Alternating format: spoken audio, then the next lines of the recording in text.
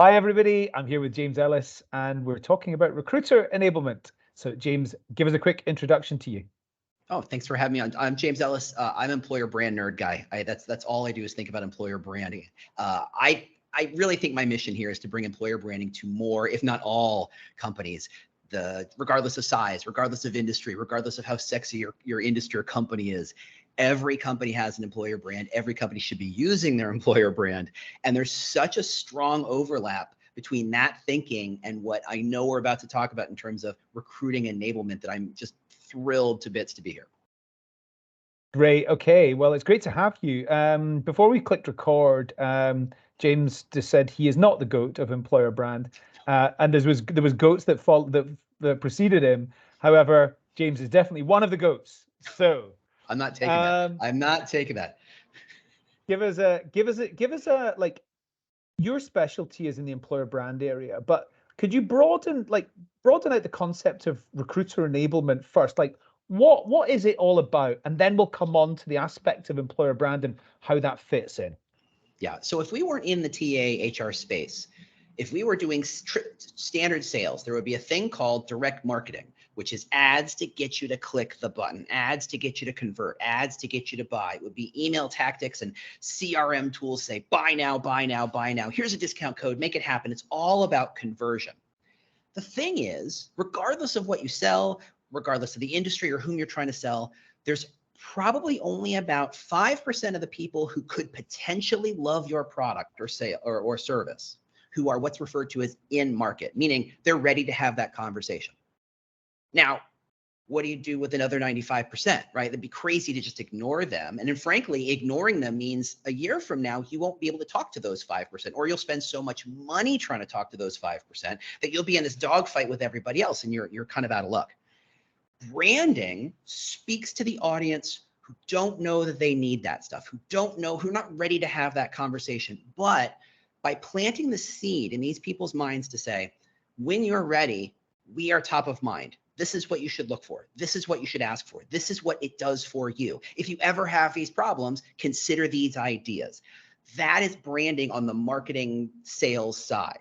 Now, drawing that line, you say, okay, setting up this idea of why this product, why the service, how it's useful, how it's different, which is where branding lives, that helps this direct marketing team say, okay, we've planted these seeds, time to harvest. Let's make it happen, convert, convert, convert. And then sales shows up and says, how do I push that ball over the line? How do I have the conversation to say, where are you? How do I make this thing happen? It's a conversation. And sales enablement says, how do I connect the dots? How do I not make the branding feel like this thing that's way over here, but in fact, the reality of this thing I'm selling, right? If I'm selling, Nike shoes, the salespeople don't say, buy our shoes. They're the reddest, they're the funnest, they're the sweetest. They're like, no, it's all about everybody becomes an athlete. And that is starts in the branding, it continues into the direct marketing, and it finishes in the sales.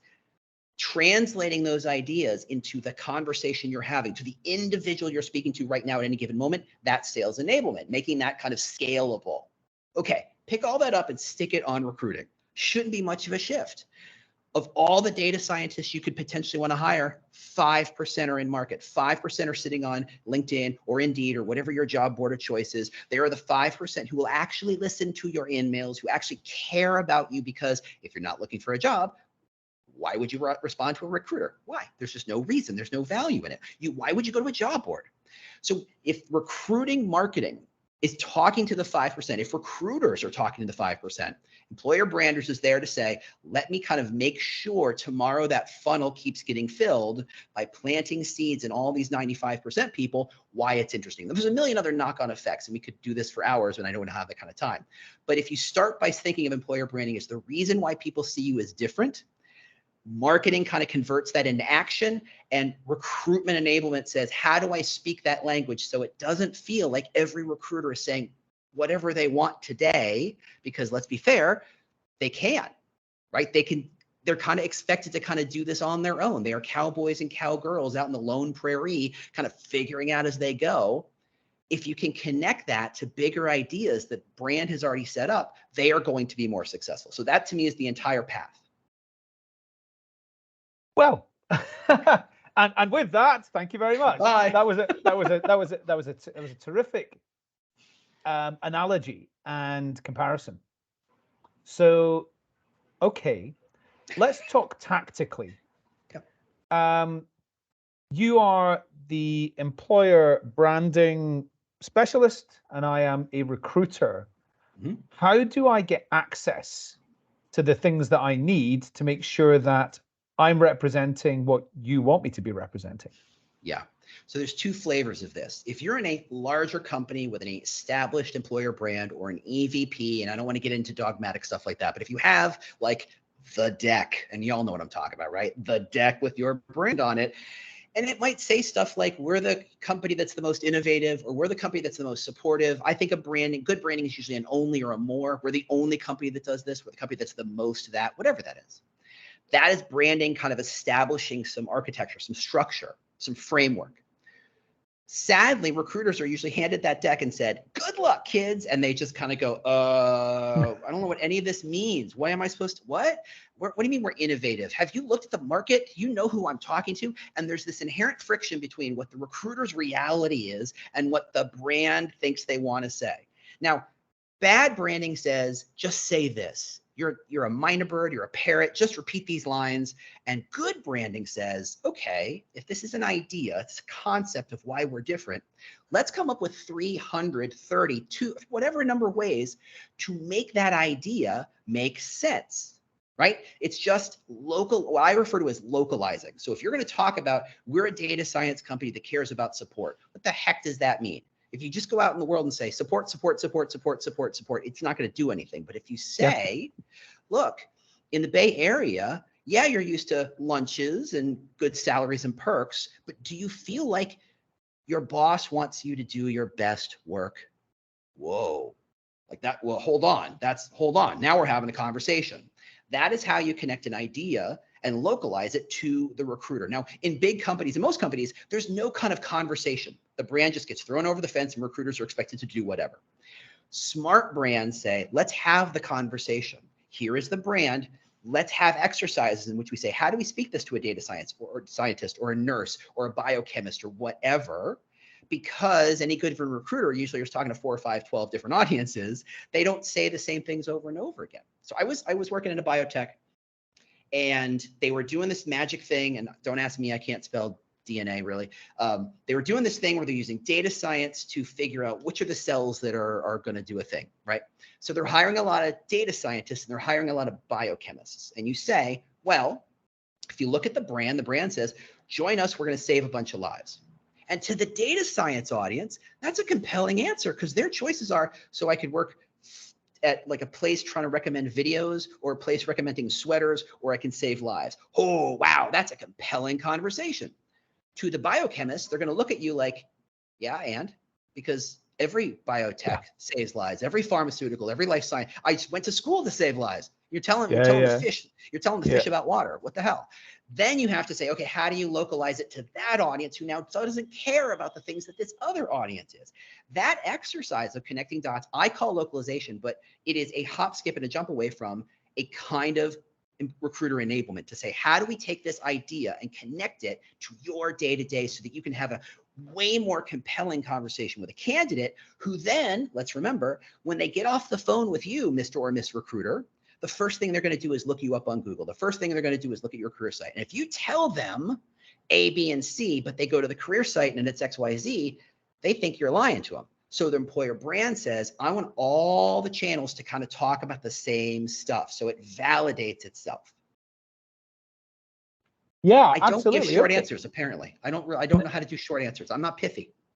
Yeah, but there was no fluff in that. It was all compelling stuff. So okay, good. I think that what you just described means that at the real tactical level, a recruiter could convert that, or somebody centrally works with recruiters to convert that into an outreach messaging, an elevator pitch, and the talk track for the first stage meeting, or crib sheets or whatever. The objection handling messages. I don't want to work for a company that is doing, whatever it's doing that they have got some questions about. Yeah. I'm hearing about, I'm hearing about companies where there's like a team of recruiters all getting the same type of objections all the time and answering in different ways. Yes. Yes. That's a Because again, challenge. That's a problem. that's the cowboy cowgirl mentality that says you're off on your own. Like so much of recruiting inherently would be a little bit better if they just work together a bit. And I don't know it that they don't want to, or they don't know to, or they don't think to, but it's just not inherent in how most recruiting teams I've ever engaged with. They think on an individual level. And so much value comes by saying, I'm getting that objection too, or I'm hearing that too. Like I rarely see recruiters share their outreach message. Like if a recruiter has a great outreach, they hoard it. They're like, oh, it's gold. I'm never sharing this with anybody. And I get the instinct, but imagine how much better everybody's life is going to be when everybody can share good thinking and approaches and experience to tell the more compelling story that matters. Yeah, unfortunately, that way of working needs to go into history because we've got to collaborate a lot more. If the companies that 100%. are collaborating, the rising tide lifts all boats, and the recruiters all get better when they're sharing, and they've got places, Absolutely. communal workspaces, and we used to call it in when I was in an agency recruiter, the concept of top drawing was you have the candidate resume. You're not letting any of your colleagues see this. It goes in the Yeah. top drawer instead of on the system or in a Yeah. filing cabinet or whatever. Yeah. That's yours. Yeah. You earned it. You're Yes. keeping it. You're going to get the glory for bringing them in. I get that.